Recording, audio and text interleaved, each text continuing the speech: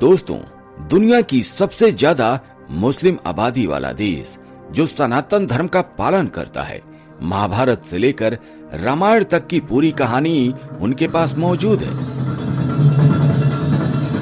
Oh Kesawa, oh Gowinda, hamba kini sungguh tidak berdaya dan hanya kepadamu lah hamba memohon perlindungan. Krishna, Krishna, Krishna। जो इस्लाम को बाद में और सनातन धर्म को अपना पहला इतिहास मानते हैं, अल्लाह नहीं, भगवान श्री राम ही उनके भगवान हैं और इसीलिए हर साल वो रामायण का मंचन करते हैं, जो महाभारत का मंचन करते हैं, जिनके दिल में राम बसते हैं। वो देश है Indonesia.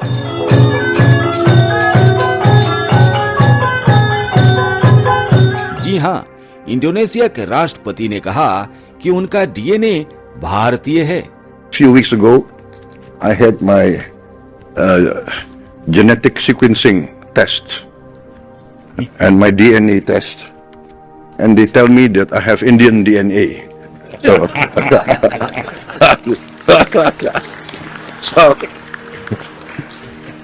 and everybody knows when I hear Indian music, I start dancing. So it must be part of my makeup. So, जब भी वो भारत का संगीत सुनते हैं तो वो खुश होकर नाचने लगते हैं। उन्होंने कहा कि कुछ दिन पहले मैंने अपना डीएनए टेस्ट करवाया था और रिपोर्ट में कहा गया कि मेरा डीएनए भारतीय है, इंडियन है। इससे यह जाहिर होता है कि वे भारतीय सभ्यता और संस्कृति के प्रति गहरी आस्था रखते हैं।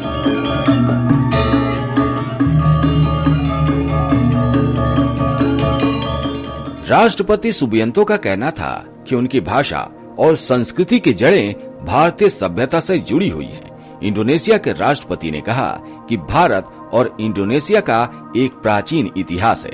हमारे बीच भाषाई और सभ्यता का संबंध है। आज भी हमारी भाषा का एक महत्वपूर्ण हिस्सा संस्कृत से आता है। इंडोनेशिया के कई नाम वास्तव में संस्कृत नाम हैं और हमारे रोजाना जीवन में प्राचीन भारतीय सभ्यता का मजबूत आधार है। मुझे लगता है कि यह हमारी जेनेटिक्स का हिस्सा ही है। दोस्तों, आप सोचिए, मुस्लिम देश इंडोनेशिया अगर किसी को उपहार देता तो क्या देता? हो सकता है वो कुरान देगा, लेकिन इंडोनेशिया ने अमेरिकी राजधानी वाशिंगटन डीसी को हिंदू देवी सरस्वती की 16 फीट ऊंची प्रतिमा भेंट की। दोस्तों, ये बात उन लोगों को कौन बताए जो अपने आप को मुगलों का वंशज मानते हैं, कट्टरवादी मानते हैं। जी हाँ, कमल के फूल के ऊपर देवी सरस्वती की प्रतिमा भारतीय दूतावास से एक ब्लॉक दूर महात्मा गांधी की प्रतिमा के सामने खड़ी है, जिसे कई साल पहले स्थापित किया गया था। व्हाइट हाउस से सिर्फ 1 मील की दूरी पर स्थित है, लेकिन यह शहर के निवासियों और हर दिन शहर में आने वाले बड़ी संख्या में पर्यटकों के आकर्षण का केंद्र बन चुकी है। इंडोनेशियाई दूतावास के एक प्रवक्ता ने पीटीआई को बताया कि देवी सरस्वती हिंदू धर्म की देवियों में से एक हैं, जो इंडोनेशिया में बाली लोगों के बीच मुख्य रूप से प्रचलित धर्म है, जो खुद दुनिया का सबसे बड़ा मुस्लिम बहुल देश है।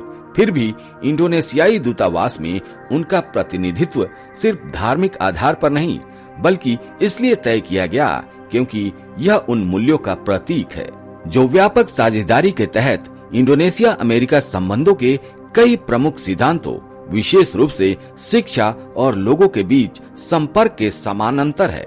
वाशिंगटन डीसी शहर को इंडोनेशिया से एक सांस्कृतिक उपहार, इस प्रतिमा का निर्माण इस वर्ष अप्रैल के मध्य में 5 स्थानीय बाली मूर्तिकारों द्वारा शुरू किया गया था, जिनका नेतृत्व आई न्योन सुंदरवा ने किया था तथा उन्होंने मात्र 5 सप्ताह की अवधि में यह कार्य पूरा कर लिया है। प्रवक्ता ने कहा, हालांकि आधिकारिक शिलालेख का सम्मान किया जाना अभी बाकी है, लेकिन जनता वहां जाकर दूतावास भवन के प्रवेश द्वार पर इस 4.9 फीट ऊंची प्रतिमा का आनंद ले सकती है। इसे स्थापित करने से पहले प्रतिमा की संरचना बाली में बनाई गई थी तथा बाद में अप्रैल 2013 की शुरुआत में इसे अमेरिकी राजधानी में लाया गया। इस स्टील संरचना को 3 भागों में विभाजित किया गया था, ऊपरी भाग, निचला भाग तथा आधार, जिसमें नवीनतम भाग में कमल के फूल तथा एक सफेद हंस की आकृति थी। इसके अलावा मूर्तिकारों ने कांस या पत्थर का उपयोग करने के बजाय प्रतिमा के शरीर को मॉडल करने के लिए सीमेंट के मिश्रण का विकल्प चुना था। अधिकारी ने कहा, अपने अंत में यह मूर्ति स्पष्ट रूप से बाली की कला एक मजबूत झलक प्रस्तुत करती है, क्योंकि मूर्तिकारों ने मुख्य रूप से चमकदार सफेद आकृति पर सोने के विशेष स्पर्श किए हैं। विशेष रूप से देवी द्वारा पहने गए कपड़े और सिर के सामान पर प्रतिमा में देवी सरस्वती को 4 हाथों के साथ दर्शाया गया है। एक हाथ में अक्षमाला, प्रार्थना की माला, जो सीखने की शाश्वत प्रक्रिया का प्रतीक है।